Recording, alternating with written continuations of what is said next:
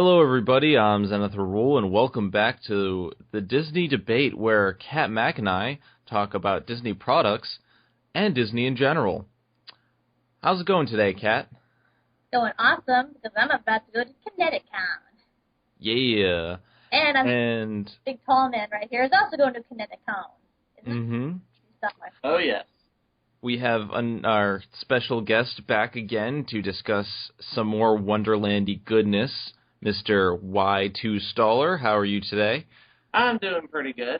Excited for ConnectiCon, but it's going to be interesting what we're talking about today. Yeah, that's one thing I'm not excited about. Interesting or just plain horrible? Today we're going to be talking about a television show that was based on Alice in Wonderland. It's called Adventures in Wonderland. And after seeing a good 45 to 50 episodes of it, I have to say this was not good. It ran from 1991 to 1995 on the Disney Channel, and honestly, I'm surprised it lasted that long. Yeah, this TV show, my God, this is like the epitome of all the bad '90s sitcoms that we watched back in the day. Mm-hmm. And this was mildly torturous in watching. It's insulting to my intelligence in many different ways. And now, let me get this out of the way first. Okay, we've talked about, So Dear to My Heart. We've talked about, Cinderella 2. We've talked about The Reluctant Dragon. Those are bad. But at least they only last about an hour and a half. At least my torture for those things only lasts for a short amount of time. Watching 50 episodes of this is like...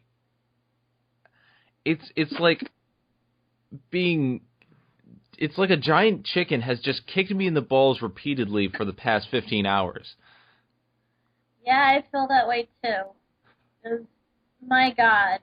Like, this is like the Dora Explorer of the day.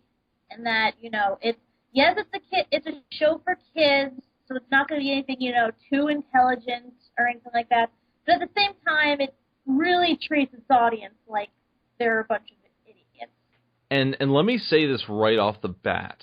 Now, yes, children's shows should have stuff that is geared toward children, but that does not mean you should dumb it down. As we've seen with films from Don Bluth, he's able to create things for both children and adults that can reverberate with every audience member. You don't have to dumb down something just to make it for kids, and that's a lot of problem I have with a lot of kids-aimed products. Like, you can make smart kids shows. Yeah, but in this case, nope. Just no. Like, take, for example, Phineas and Ferb. That's aimed for younger audiences, but it is clever, it's witty, and it's fun. Plus, the songs are actually really catchy and awesome. I really enjoy Phineas and Ferb. Yeah, and even Sesame Street, that's geared toward preschoolers, but everybody looks back on that fondly, and they even watch it with their kids to this day. Yeah, like, I would look back on Sesame Street and say, okay, well, Elmo's pretty fun. Mm-hmm. But they took out Snuffleupagus, and I'm upset about that. Well, then again, Snuffleupagus isn't real. No, correction. Snuffleupagus wasn't real at first. But then he was made real because people were upset. Yes, then they made him real. Yay, the power of drugs. This is the example here of a show that is completely lowest common denominator. It's catering to a demographic that is toddler age or lower. Yeah, and it really doesn't appeal to anyone. This is one of those shows where they try to make the adults that the kid has to deal with stupid, and the kid is the smart one that has to explain everything to And I realize And that they're in a way they're trying to like, make it appeal to the kids, saying, oh, if you know this, you can be just as smart as her, and you can tell the adults a thing or two. But at the same time, it makes the kids sound really whiny and preachy, and it really, takes away a lot of the dignity of the adults. And I really hated that. Like, any show that makes adults out to be dumb and the children, like, super smart, you're missing the point of, okay, kids look up to adult figures. When you're a kid, you're not rebellious. You're not like a teenager or anything. You look up to these figures, and you want them to be smart. That you want them to teach you something. And to make them dumb and make the kid smart, you're making the kid lazier because he's not going to want to learn anymore because he'll probably think, oh, I know everything because the kids in this show is smart. It's a very stupid idea for a show to do something like this. Then again, what do you think, Eric? Well, then again, South Park does it every single week. I mean, the kids are the smart ones and the adults are stupid. But the difference between that show and Adventures in Wonderland, at least in South Park, it's played for laughs. With Adventures in Wonderland, I mean, it's the main problem with Alice in Wonderland is really how it's structured, because in the beginning of each episode, we see Alice coming into her bedroom. She has like some sort of problem. She talks it over with her cat Dinah, and then she steps into Wonderland.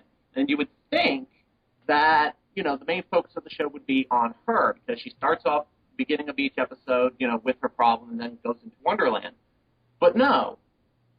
The main focus of the show mostly revolves around the other characters. In fact, she's really not the main focus in a majority of the episodes. I can only think of maybe one episode that we all watched where she was the actual main focus of the show. And, the rest of the episodes either focus on actually there's a bunch of episodes that focus mostly on the Mad Hatter and the March Hare doing something, or Tweedledee and Tweedledum, or there's also a bunch of episodes with the Red Queen. And it just kind of throws everything off. It's like, why Alice is there? I mean, Alice is just there, just being just there for the sake of because it's Alice in Wonderland. We have to have Alice there. But that's what kind of throws everything off. And when you have that along with everything else that's just being jumbled in together with some of the songs which are often painful, except there's actually one episode where I actually liked one of the songs. It was actually done really well.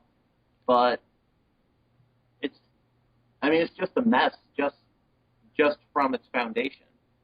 Yeah, and I have to agree, like, the fact that there are certain episodes where you'll be going through halfway through the episode and Alice hasn't even appeared yet. Sure, she's in the opening, like, little bit, but other than that, she isn't there for, like, half the episode, and I'm just like, okay, what was the point of that opening spiel? How is that connecting back to Alice? And often it's arbitrarily connected to her. Like, it didn't have to be about Alice, and it just like they came up with something last second. The writing in this, in terms of the characters, is just it's not good. Yeah, like well, let's go over the characters one by one, and I guess starting with Alice, of course. Yeah, Alice. She's, a typical girl. She has problems at school or with her family and stuff like that. And at the beginning, she always acts like, she doesn't know the answer. But then when she gets to Wonderland and she sees people doing have the same exact problems as her, she instantly knows the answer. It's like she gravitates between being stupid and then being a smarty pants. Yeah, it's really inconsistent. Because, she's the one who's supposed to be learning, like, the lessons and everything, supposedly, but at the same time, she's also the one, teaching them. It doesn't make sense. Yeah, it really doesn't. As a character, first of all, she suffers from the same problem in Treasure Island, where I think she was cast way too young. In the animated Alice in Wonderland, she was around teenager, I want to say. In the book, she was younger. But book comparison aside, I think they really cast her too young, because she's supposed to be, like, she acts like she's maybe in junior high, and she has all these trivial problems that she has to solve. She goes to Wonderland, and she has the answer to everyone's problems right there, and it really is inconsistent in terms of her character. Plus, she also seems very crazy because she's always talking to her cat and answering for her cat. I know they kind of did that in the Alice in Wonderland cartoon, but I don't think she was serious. Yeah, because, I mean, I imagine to be like, it's sort of like a kid who has an imaginary friend. They kind of just need that outlet in order to, like, kind of just have someone to respond to them, someone to, like, voice their opinion to when they have none. But it is a bit weird, I'll admit. Alice is kind of seen as, in terms of just the stock characters of a TV show, she's supposed to be like the center character, like the middle, kind of like the middle ground, the only character that's actually sane. And she's the one that's kind of like, I mean, she's kind of reminds me of, this is going to sound arbitrary, but then again, it does kind of make sense in some way. She's kind of like, I want to compare it to like Kermit the Frog, how she's like the center, how she's like the one, like the glue of sticking everything, of how the whole show sticks together, because it kind of revolves around her and being in this whole other world. But the problem with this one with the Adventures in Wonderland is that she's more seen as just there. She's just there, and stuff just kind of happens. Mm-hmm. She isn't really involved as much. I can see what you mean, like with Kermit with the Muppets or Mickey Mouse with the Disney cast, is that you have a lead character surrounded by all these other side characters that have like all these big wacky personalities, yet the main focus has none of their own to really distinguish them. And they're there just for face value. That's pretty much what Alice is.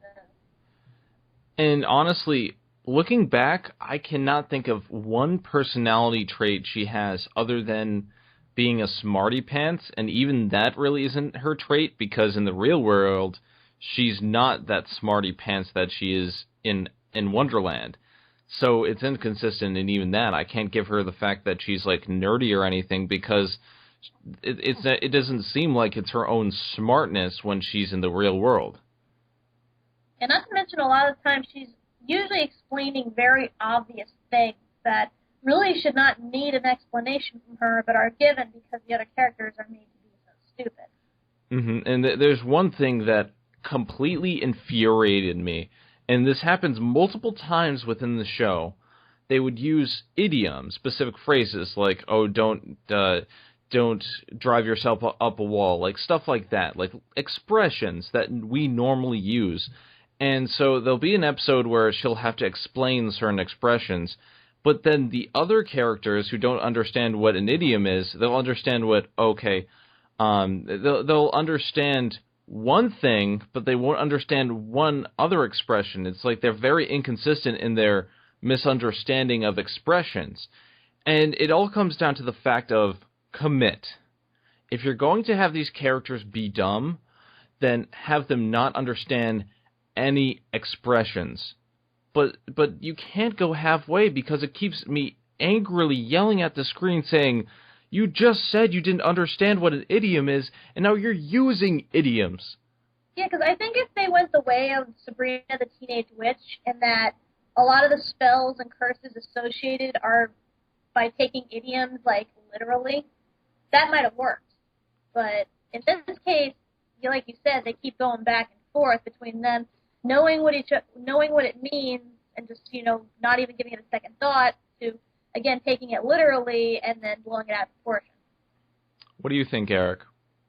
The only reason why they do this is because it's their way of trying to educate the audience, to educate the little kids, in which they be inconsistent deliberately, just so they could say, it's like they say one idiom, like, what is that? And they explain it. It's for the audience. And it's really and it comes off as a really stupid way to do it. You can throw educational stuff into your programming without having it being so without breaking character or breaking continuity. And there's a lot of shows that do that. And here it's just so blatantly obvious that it just comes across as just being stupid. And it happens multiple times. And so it got me really angry, and that was from the very beginning of the show. And something we do have to touch on in terms of the beginning of the show is that this show doesn't have a pilot per se. It had a first episode, but it started off as if we knew everything about the characters in the show and the continuity. You know, we're not introduced to Alice. We're not introduced to any of these characters. It behaves as if we know them. And that is infuriating for me because, okay, for the people who viewed the Alice in Wonderland movie, these characters behave nothing like the characters in Alice in Wonderland. For people who haven't seen Alice in Wonderland, you'd expect them to explain these characters, to explain this world. How does she go through the looking glass? Yeah, I mean, I can get that they assume that people would have already seen the Alice in Wonderland movie and, like, say that, oh, well, they already know how she met these characters and everything. But at the same time, they don't explain, okay, how did she find out that the mirror in her room could become a portal to Wonderland? I mean, I know that's in the book, through the looking glass, but at the same time, you kind of have to, like, assume that half of your audience hasn't read that book. And, you know, you kind of need to, like, explain it by saying that, oh, Alice managed to stumble back into Wonderland, and then, you know, maybe she discovered a spell that was put on a mirror that she was able to bring back with her so she could visit any time. But no, no such explanation is ever given. And so she just randomly goes through her mirror and she's in Wonderland. And it's not even explained how she gets back, for that matter. Like, if there's two mirrors, or if she has to do some sort of, like, special trick or spell or something. No, it's just assumed that, you know, she just, like, magically teleports, and she's always had that ability. What do you think, Eric? Well, when I was looking through the list of episodes for the show, I noticed that, believe it or not, they do devote an episode where they do kind of explain, you know, how Alice met everyone.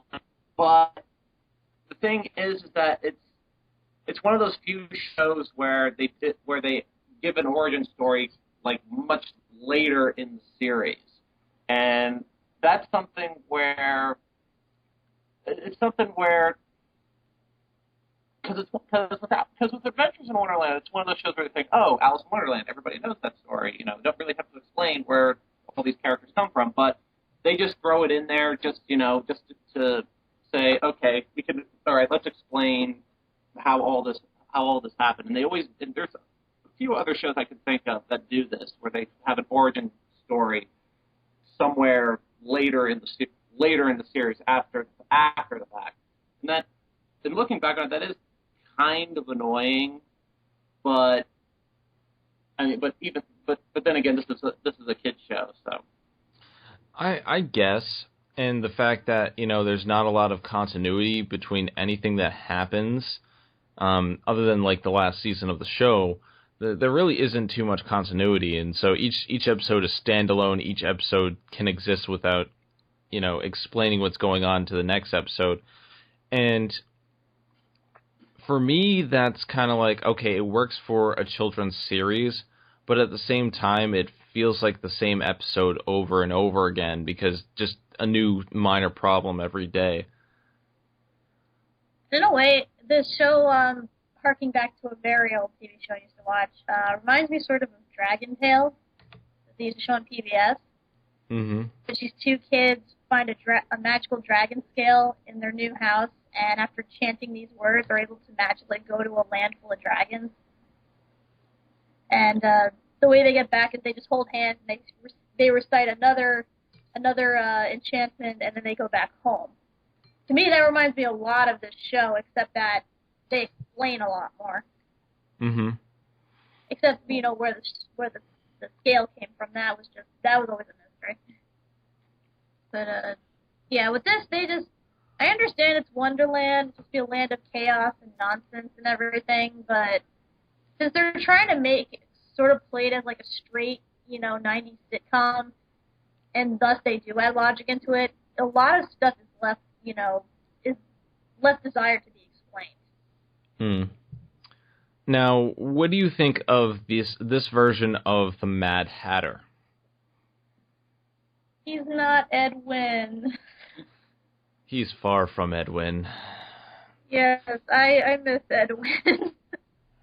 Because I love the Mad Hatter of the original movie. He's so goofy and he's so cheery and everything, and he's a guy you definitely want to party with. And this guy wears lipstick, and he's very, very stupid.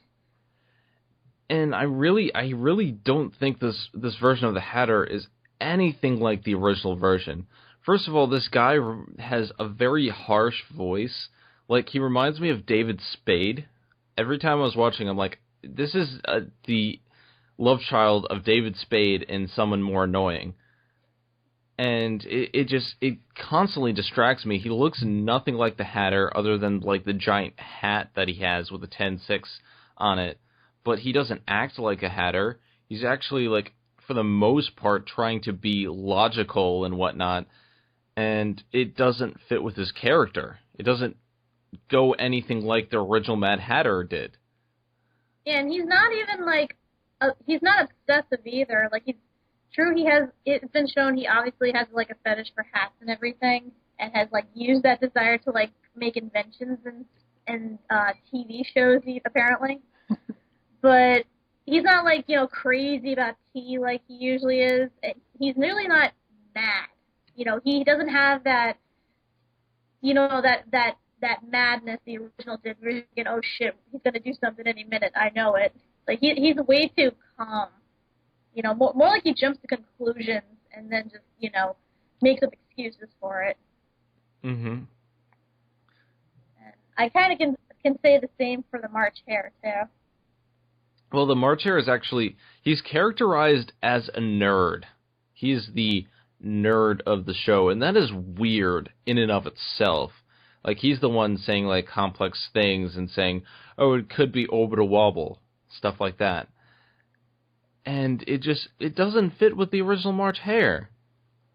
It's sometimes enjoyable when he says something witty and it's meant to be a pun. Sometimes... But this isn't the March Hare as you've seen him. This isn't the Mad Hatter as you've seen him. They don't act mad. Sure, they drink lots of tea, but they don't act the way they do in the movie. And yes, you can have a new character, but that just raises further questions. Cue Futurama clip here. Change places. Yeah, with the March Hare, like, from watching the original movie, I always saw him as being more the leader of the two. They're both equally mad, but the March Hare is just a little zanier. Like he's like the instigator in a lot of the scenarios. And in this case, he's kind of beneath the Mad Hatter and kind of goes along with whatever crazy scheme he decides to do. He acts like the Mad Hatter's pet at times. Yeah, and even though he's supposed to be a nerd, he's also, again, really stupid at the same time. Which is a contradiction of the highest level. Gareth? Well, I see the Mad Hatter and the March Hare as the typical, buddy duo. Like one is like the cool guy, and the other guy is like the nerdy type. But somehow they're best friends because there's something that's binding them together. Usually it's tea. In this case, or hats, or both. But that's what I kind of see it as, and they've devoted several episodes about their relationship, about their friendship, and how they're going to be together. And there are some times where their friendship has been compromised by something, and they find their way around it. And that's pretty much what they're going for. It's like with Angry Beaver, it's like Norb and Dag. Like Norb is the cool guy. Dag is kind of like the controlling, like nerdy, controlling maybe some sometimes paranoid guy. But with Mad Hatter and March Hare, not quite to that extent, but that's what they're trying to pull it off as. But I don't think it really succeeds. Like, their friendship comes across, but it's not really understandable how much friendship they have. Like, the extent of their relationship isn't really fully explored here. Yeah, I think they're kind of being made out to be like the Timon and Pumbaa of, like, their series. You know, because a lot of the episodes do focus heavily on them. Because, again, like, they do the craziest things and have the most energy. But at the same time, you know, they don't have that real chemistry. And it just, outside of, you know, their zany antics, there's really nothing compelling about them.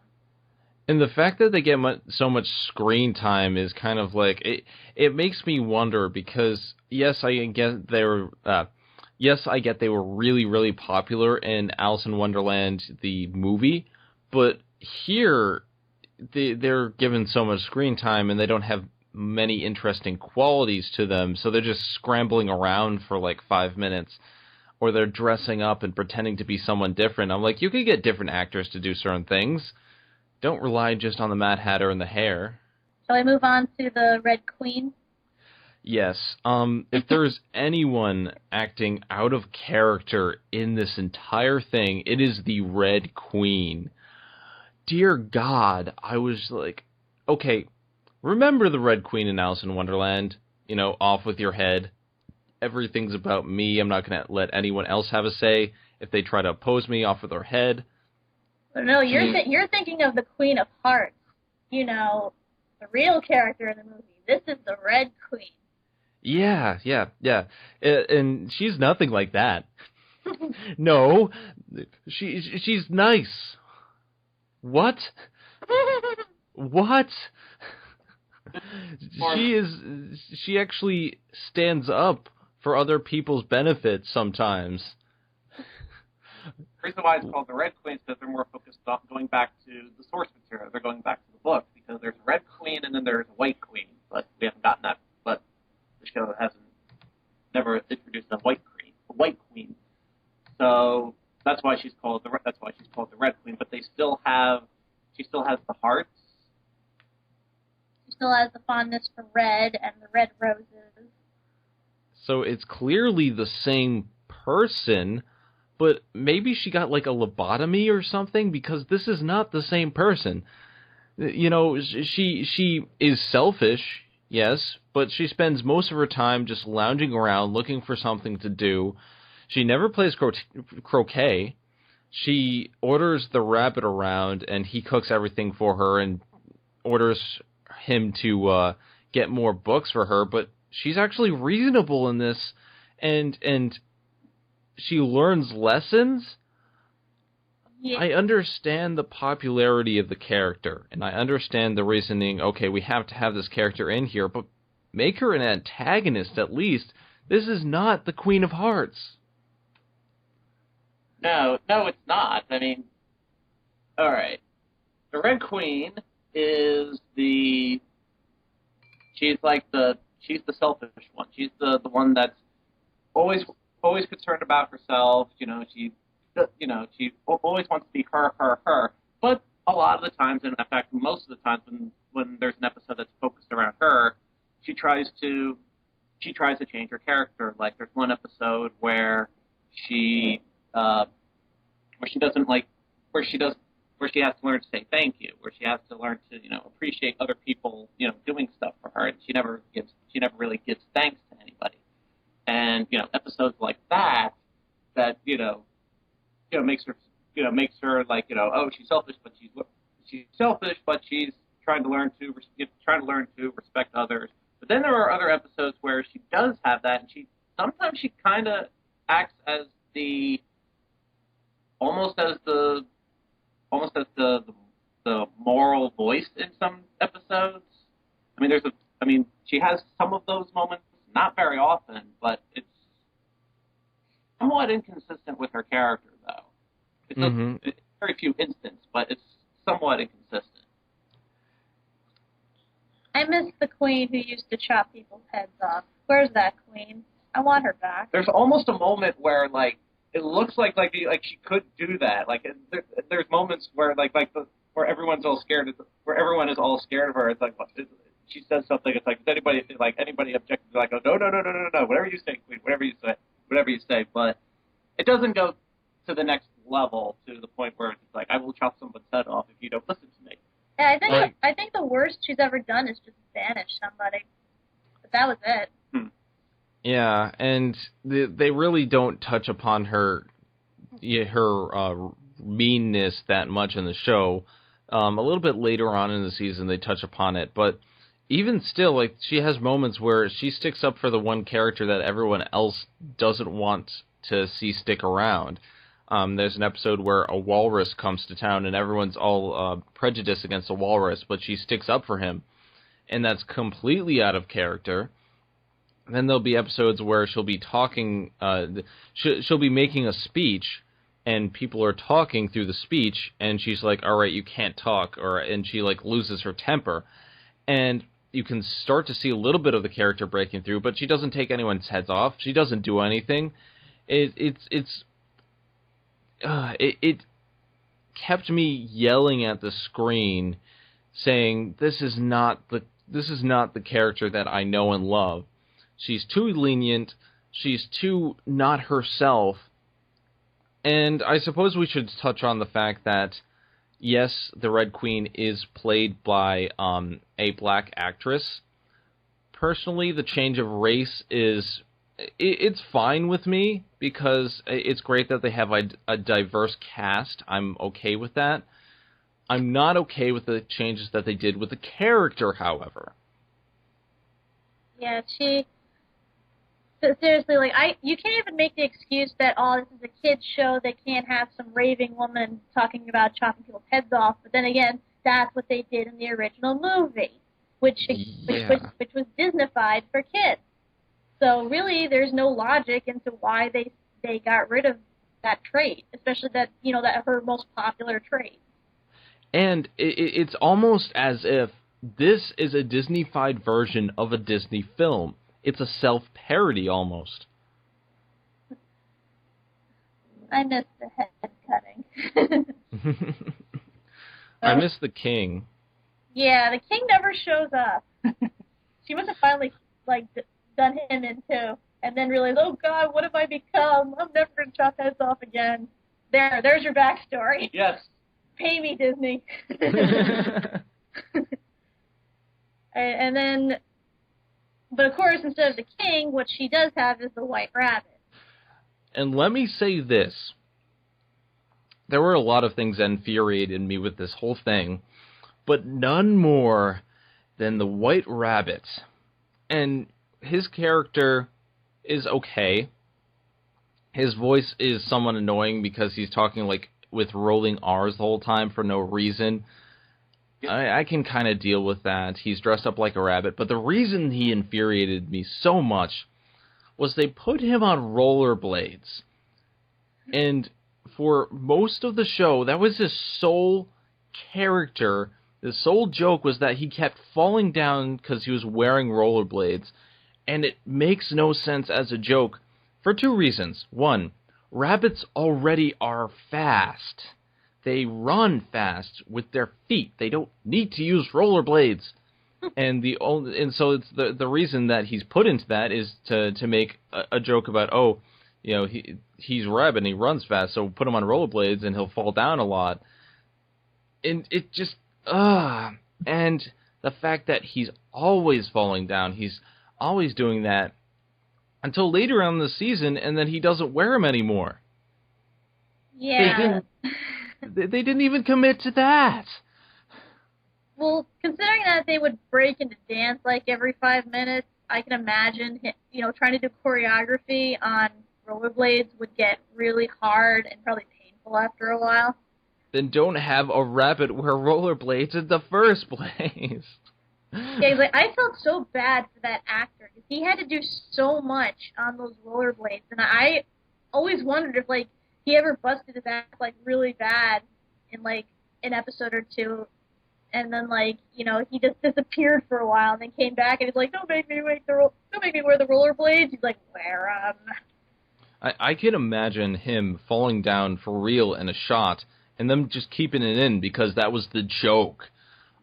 There was nothing in this entire thing that made me more angry than this soul lifeless joke that was the rabbit. And he never, they made a few I'm late jokes like the overdue library books, but other than that was his character. There's nothing else to him. Yeah, because like they pretty much turned him into the Queen's personal lackey. And he's like, of course, the brown noser. He's very timid around her and everyone else, and always follows orders. And that can be fine because I mean, it's the Queen. Obviously, everyone's gonna pander to her, lest she do something horrible or not chop off their head. But at the same time, his main trait was that he was always late, and yet now he has these rollerblades to make it so that he isn't late. So once again, you just took away a character's most popular trait.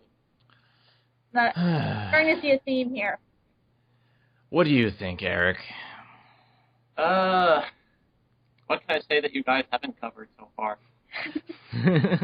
I mean, that's pretty much it. But he's the timid character, who's pretty much the Queen's lackey, and there are there's one episode in particular that I thought of while you guys were talking, and that was the episode where they actually have an election in Wonderland, and the White Rabbit is running against the Queen, and I kind of like that episode because for once they actually give some sort of character development very briefly, but then they just throw it all the way in the end with the White Rabbit and saying that he can do stuff. But aside from that, I'm glad they got rid of the rollerblades near the end of the series because it just got old after a while. But there's really not that much except that he's timid. Yeah, and then the next characters on our list, I don't think I'd have time to explain the amount of differences there is. Tweedledum and Tweedledee. Let me try to count the ways. Okay, MC Hammer, right? Clone him, turn him black, and you have an idea of what these characters are. MC Hammer's already black.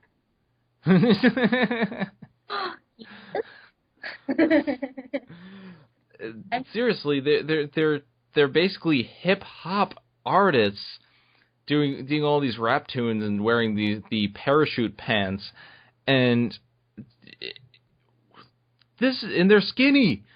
They're skinny and they're not bouncing off each other like they do in the show, and they're smart. Yeah, I'm convinced this is not Tweedledum and Tweedledee. I'm pretty sure the creators looked at the characters and thinking, nah, this isn't gonna mesh well in the 90s. Well, what can we get that kids really like nowadays? Oh, I know, hip hop. Just throw a bunch of hip hop artists in there. I'm sure they'll appreciate it a lot more. Because that works so well in One Piece. All of my rage. All of my rage. Yeah, and not only that, but like the Tweedledum and Tweedledee are supposed to be like twin brothers, but they really don't look a lot alike. I personally I see like different facial structures. They're different heights, and sometimes they even sound different. And like and the thing with Tweedledum and Tweedledee is they're pretty much supposed to be clones of the same person, and they actually finish each other's sentences. In this case, these two are like, aside from the fact they dress alike and look a little alike, that's really about it. These aren't the Tweedles. They're not. No, like I said, Tweedledum and Tweedledee were executed when they didn't fit the 90s demographic. And now we have these two guys. What do you think, Eric? I I like the fact that they throw in. Once again, it's a quick cash in on trying to modernize something, and this is a very blatant example of it. Of having them be hip hop. Honestly, I kind of like the parachute pants. Maybe it's just me. I don't know. I kind of like that kind of cheese. That's just me. I don't mind. It only worked in Cool as Ice because that was supposed to be a parody of like everything. But I mean, as far as their characters go, they're not too bad. I mean, they just kind of play along with whatever it is that's going on. That's pretty much it. Now, on the other hand, on the opposite end of the spectrum, the Caterpillar is the best character in the show. He behaves the way he should. He looks the way he should. He's basically the same character from the Alice in Wonderland movie, and he's the one character that I really enjoy watching. He basically exists as kind of a mentor towards everyone, and I think he would have done better if Alice wasn't trying to mentor everyone. But he comes in, he starts reading a story to people, and I thought it was very enjoyable. Yes, I do like the character of the Caterpillar as much, because I really like I like the way he talks and how he's very wise. Sometimes he does recycle the same stories. They're actually not bad. At least it breaks up from the live-action continuation of the show. They took away his hookah. and you're right. There have been a couple times where they tell the same story over. You can tell that it's the same story that they used in a previous episode, but for the most part, the Caterpillar is the highlight of an otherwise dull, dreary show. And even some of the times I feel like the stories don't really quite connect with what's going on. I know what they're trying to do. They're trying to connect it, but I'm just like, that story has nothing to do with it at all. Yeah, it's like a 2-minute break from the show to try to introduce a moral, and then it's like, okay, I see what you're saying, and I'm going to disregard it. Bye. And I love the fact that in later episodes, like in the beginning, he's like, oh, I have a story that reminds me of that. Later on, they don't have that premise at all. They're just like, oh, by the way, want to hear a story? It's just like, we're going to skip all pretense. We're just going to break up from this monotony, take you away from the bad stuff right now. There was one thing I always wondered, though. And it wasn't until a later episode when they were all together that I figured it out. Because I thought that the caterpillar was the size of a regular caterpillar, and that, you know, they just shrunk down to his size whenever they needed advice. But then the way that the scene transition is, it seems like he already is huge, and they just happen to stumble into a forest that is made of really, really tall grass. And that confused me because I always thought, wait, do they automatically shrink, or is he already big? What? But it turns out he actually is twice as big as all the characters. And yes, there actually is a huge life-size forest made of tall blades of grass. And I just can't help but wonder, when the hell did that happen? I have no idea. I thought the caterpillar didn't even move from his spot because every time you see him in the same place. But apparently he can.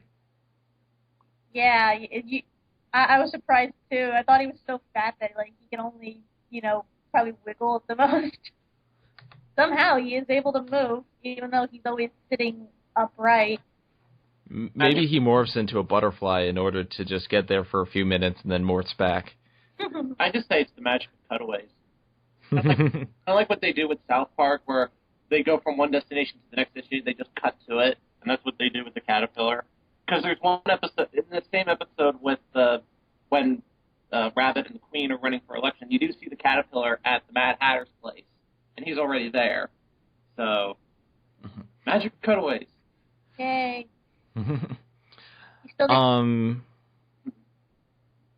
Go on.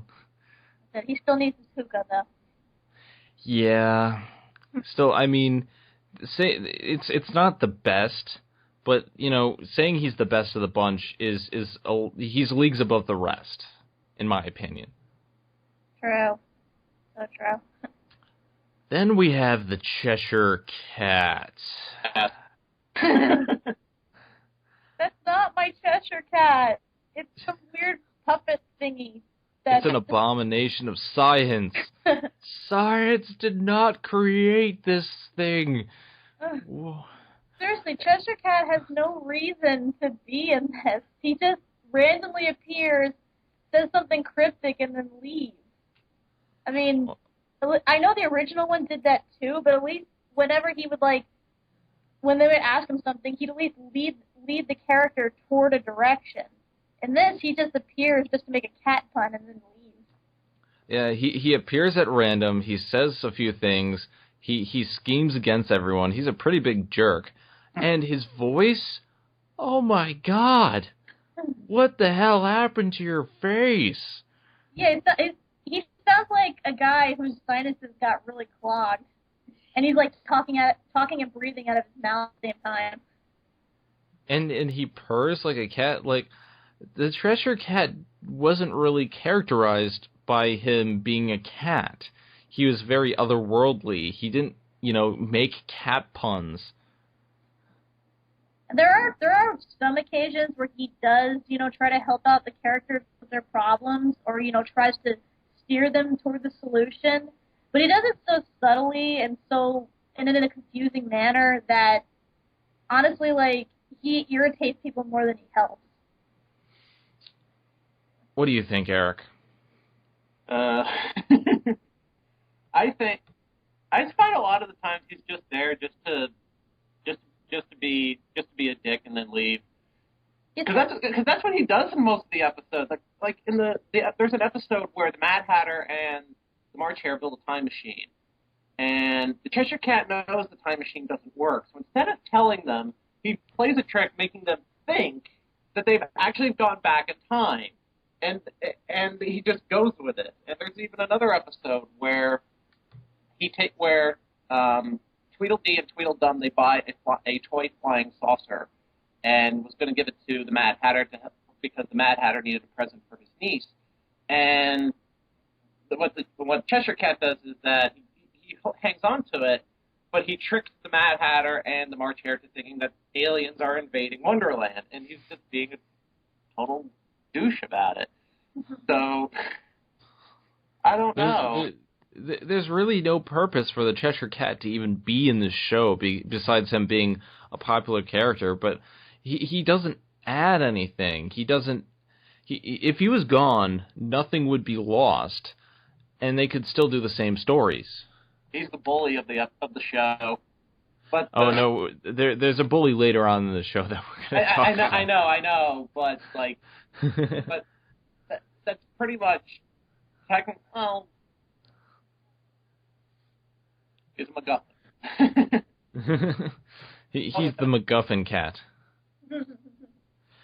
There are 3 other minor characters in the show that really don't do too much. There's the Dormouse, which he behaves like the Dormouse. He's there for a few seconds and gone. Really doesn't matter much in the long run. And apparently his teapot is the TARDIS. The house side of it. Then there's the Walrus, which, you probably remember from the original, the Tale of the Walrus and the Carpenter. And he has an invisible friend named Pennapig with him. And I'm guessing that's the Carpenter. But made himself invisible. Pennapig is the best character in the show. Because you can't see him. He doesn't talk. And when he does say things and the walrus narrates it, you can tell he's bad-mouthing everyone else. Yeah. He's like the voice of reason. Pennapig wins. Yes, he does. And the walrus himself... sorry. I just said he's smart for not showing his face. will be associated with all this. And the Walrus himself is actually a really enjoyable character. He's a voice of reason. He's very like mannerly and upfront and and I like the fact that he's a walrus dressed in like an admiral uniform, and he's enjoyable. Yeah, I like him too. And I thought that the makeup work they did on him was really good as well. I agree. Because he really does look like a walrus, just slimmed down a bit. What do you think, Eric? I really like the Walrus character because I like how he's all like and I like he's very kind of like he's like a Major General. He's like a very very model of a modern Major Walrus, and I like those sort of characters, and also when he sings, like during a lot of the songs that he's in, he's actually really really good. And it makes sense because he's also a former Broadway actor, so obviously that kind of goes hand in hand. I actually think he's an improvement on the original Walrus.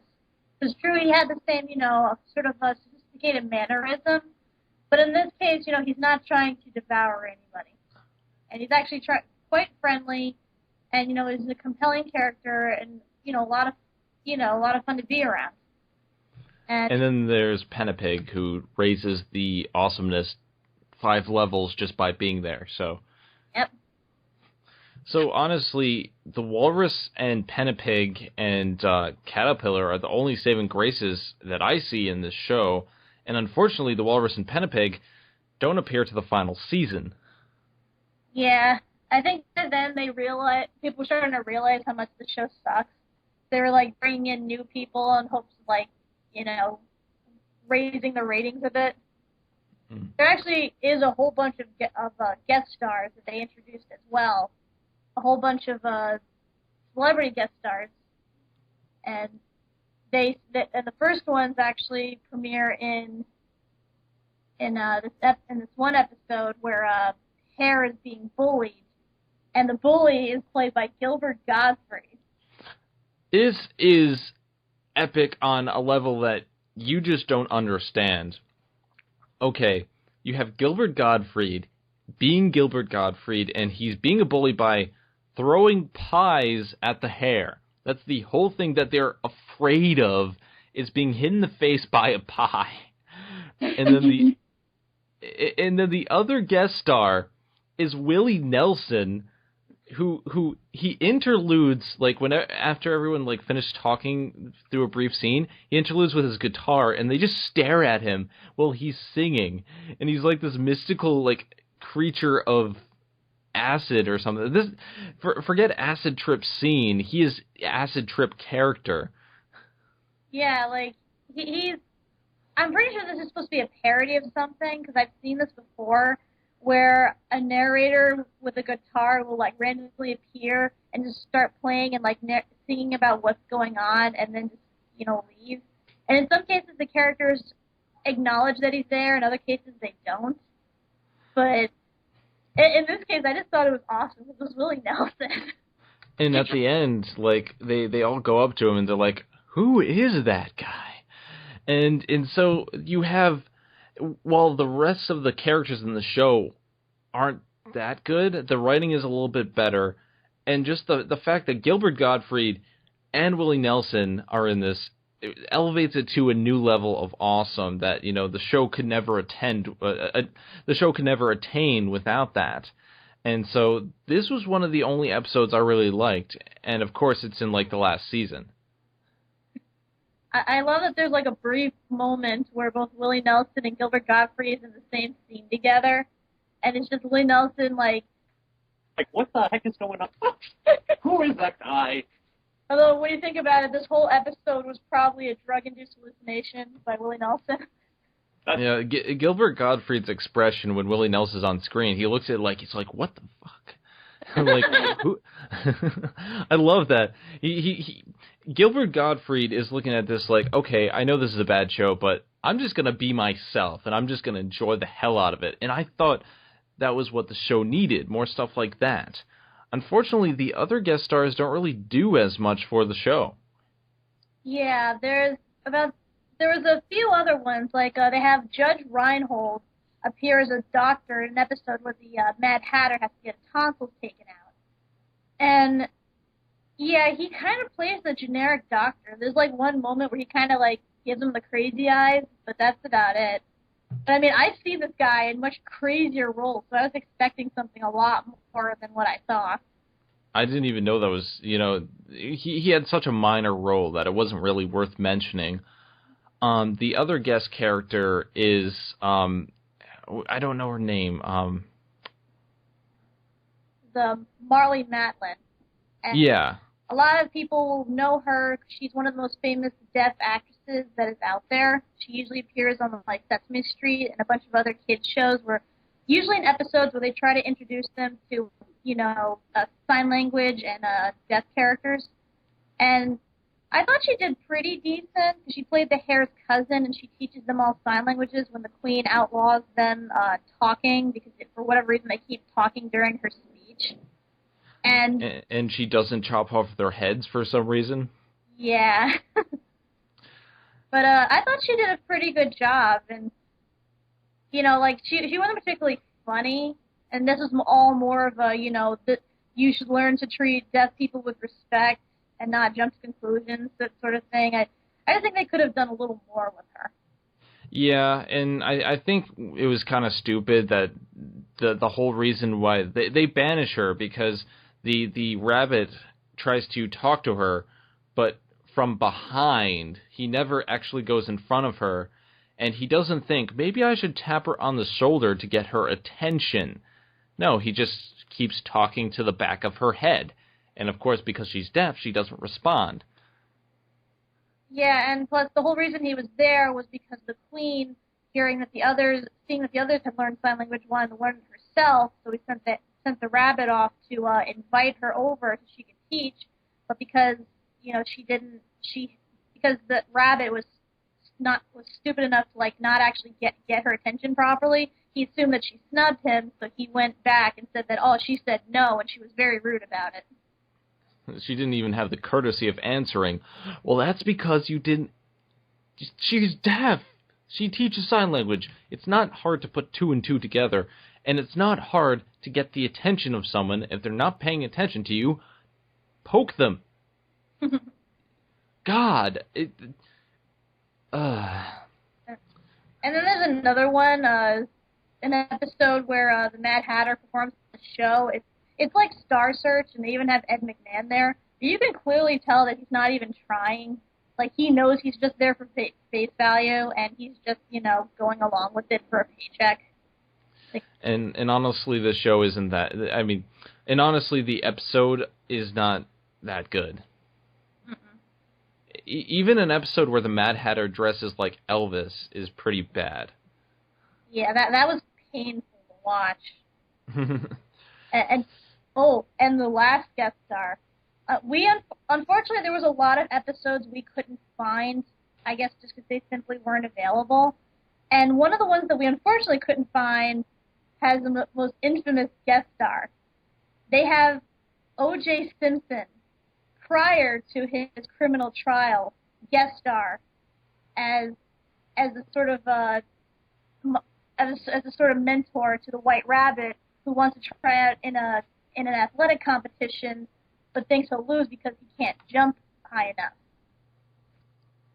Yeah, O.J. Simpson pops out of a poster and gives the White Rabbit advice, because apparently they have football over in Wonderland and know who O.J. Simpson is. And apparently white rabbits can't jump, even though rabbits can jump. And I really wish that this episode was available. But the most I've been able to find was a book version of the episode, and where they pretty much just outlined everything that goes on in it. And the cover is hilarious because it's O.J. Simpson smiling at the camera, giving a thumbs up, while the rabbit crouches down next to him, looking terrified. So we talked a lot about the characters. There's only one that we didn't talk about, and she isn't that important. She's the Duchess, and she comes in very late in the season, and she doesn't do much. She's not really worth noting. She's just by the Queen, pretty much. She's pretty much a carbon copy of the Queen, only prissy. But what about the songs? We haven't talked about the songs, and God, we have to talk about the songs. Music is horrendous. Yeah. Okay. Picture this. They take the bad synth sound of the steal the sound effects, the synth sound effects from Rugrats, mix them together with bad 90s hip hop like water squeaking, and then use that as a background beat while people are singing the most ridiculous songs ever made that come out of nowhere. They'll be saying something and then, oh, guess it's time for a musical number. It's like, I equate this to Whose Line Is It Anyway, when they have to do the show-stopping number, and like in the middle of something, they just have to stop and think of a song. This is what it feels like, only this isn't funny. Yeah, because we mentioned before in the original movie how Alice in Wonderland has a ton of musical numbers, and how they're mostly used to convey to convey a lot of like the poetry and everything that's going on in the story. But in this case, they try to turn the series itself into a musical, and every episode, I think, has at least 3 songs in it. Actually, I think it's more like 4 or 5.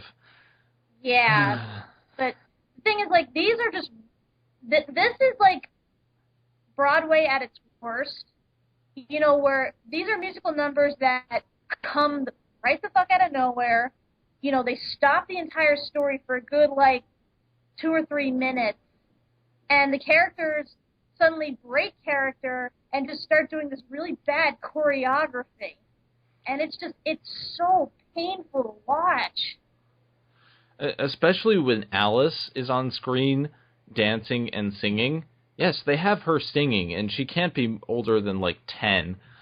And the dancing.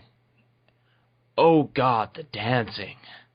Like, they clearly choreographed some of these, like, the people around. But for Alice, I think they just said, do the Running Man or something like that. She's like, they don't know how to do dancing here. Yeah, the best dancers are obviously Tweedledee and Tweedledum. But that doesn't, like, you know, you can't have 2 people hold up a whole dance routine for 6 people. And like we said before, the rabbit is dancing on rollerblades. So how do you do that? Yeah, this, like I said, the worst part, the thing that really killed this series for us was the music. And it's so lazily written, too. Like, just the lyrics, the tunes, and everything. Like, nothing is memorable. And, you know, like, we ended up, like, we either were talking amongst ourselves or just muted the thing while the numbers were going on. That's how uninteresting they were. I suffered through them.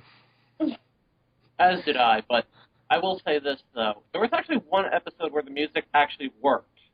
And that was, and I've mentioned this episode a bunch of times, it's the episode where the Mad Hatter and the March Hare build a time machine. The first song that they did is probably the best one I've heard in the entire series. The one where they talk about, you know, how they're going to go travel back in time and do all sorts of stuff. It's actually really good. It really is. And I'm just amazed. I'm just like, wait, this isn't that bad. I mean, even the music and the lyrics actually work. It's just that one instance. And that doesn't really hold up the rest of the entire series. But, I mean, yeah, much of the music is just subpar at most. But, I don't know, there was that one point in that one episode where the music just actually worked. It's like, I'm not saying that music on a TV show doesn't work, because there are many instances where it does. In those cases, they usually have one song for the episode, and they put all their effort into it. And in this case, they have about, like, 3 to 5 songs per episode, and they're just, like, quickly slapped together. And it's so repetitive. It's just, as soon as you hear the music start, you're thinking, oh, no. I can't watch that.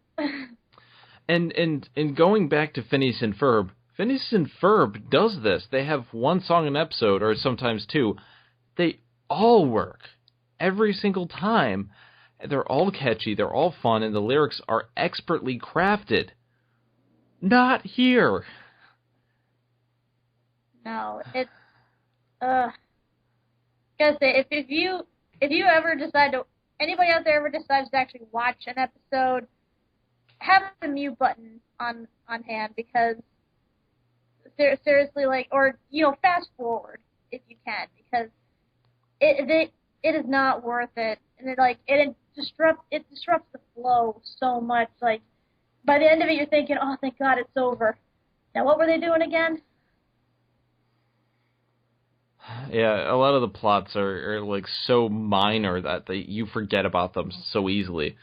One is when the queen loses her voice, and at the end, oh, she has some tea. She gets it back. Yay, no conflict. So it's just, overall, we've talked a lot about how horrible this show is. Overall, what did you guys think of it? Go ahead, Eric. There were some parts of it that are kind of entertaining, like with some of the humor, I did get a chuckle or two at various points, but they're kind of few and far between. The music is probably the worst part of the series, because the music is just, like you said, it comes out of nowhere, except for that one episode. And I can see what they were trying to do, but it just kind of falls short overall. Yeah, as you can obviously tell, I do not like this series at all. I felt that this was a huge opportunity missed, done by the poor decision of them trying to, dumb it down and make it appeal to little kids. Because there's so much they could have done. I mean, this is freaking Wonderland. The possibilities are endless. I mean, if you were gonna have an updated version of it, like a modernized version, like they tried to do with this, do it. Have them add all these technologies to Wonderland that do all these weird, crazy things. Have the characters be more, developed.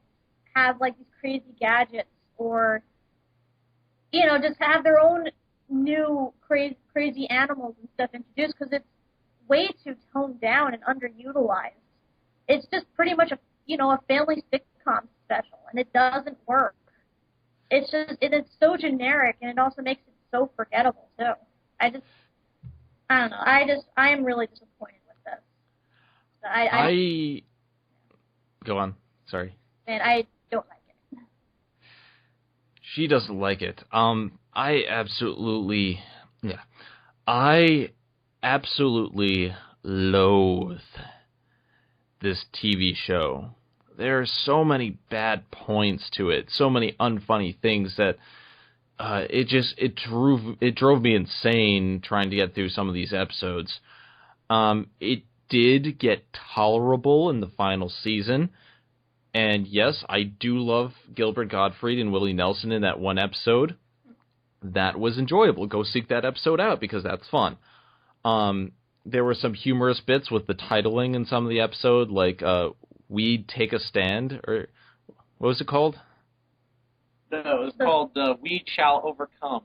Yeah, it was "We Shall Overcome," and I got a chuckle out of that title, because you couldn't put that title in an episode nowadays. Yeah. And yeah, we all drew our own conclusions, and no, that is not what it's about. But other than a few chuckles here and there really isn't a lot to like about this show. The caterpillar and the walrus and Peniped, they're good, but everyone else is an idiot, and they don't act according to the original characters of Wonderland. So on the one hand, if you have seen Alice in Wonderland, you're not going to like this. And if you haven't, you're not going to be told anything about the world, and this doesn't fill you in on the world either way. It's a lose-lose situation. So the only thing I would recommend with the show, watch the episode with Gilbert Gottfried and Willie Nelson, and then don't watch anything else. Or the Time Machine episode. Yeah. So. But other than that, this is a definite skip. Like, don't even show your kids this, because there are some old shows that we do encourage you to show your kids, you know, if just for the nostalgia pleasure of it. But in this case, just skip it. It's not worth it. But anyway, let us get this nightmare away from us. Yes. Next week, we are going to be talking about Peter Pan and finally get back to Disney classics. Yay! But until then, thank you guys for watching the Disney Debate. I am Zenith the Rule. This is my good friend Kat Mac, and this is Y2 Staller. If you have any comments, criticisms, suggestions, or Disney movie suggestions that don't fall under main Disney canon, please let us know at zenithrule.blip.tv in the comments thread, or you can always follow us at twitter.com/zenithrule, twitter.com/FMTRabbit, and twitter.com/Y2Staller. Or you can follow us at facebook.com/zenithrule, facebook.com/catmac, and facebook.com/EricStaller. But until then, thank you guys for watching. I'm Zenith the Rule. I'm Kat Mac /FMTRabbit/CatTCritic. I'm Y2 Staller. And we'll see you guys later. Thank you for watching the Media Meltdown. Don't forget to like, comment, and subscribe for more awesome videos. And if you like what you see, show your support on the Patreon page at patreon.com/Media Meltdown. See you all next time on the Media Meltdown.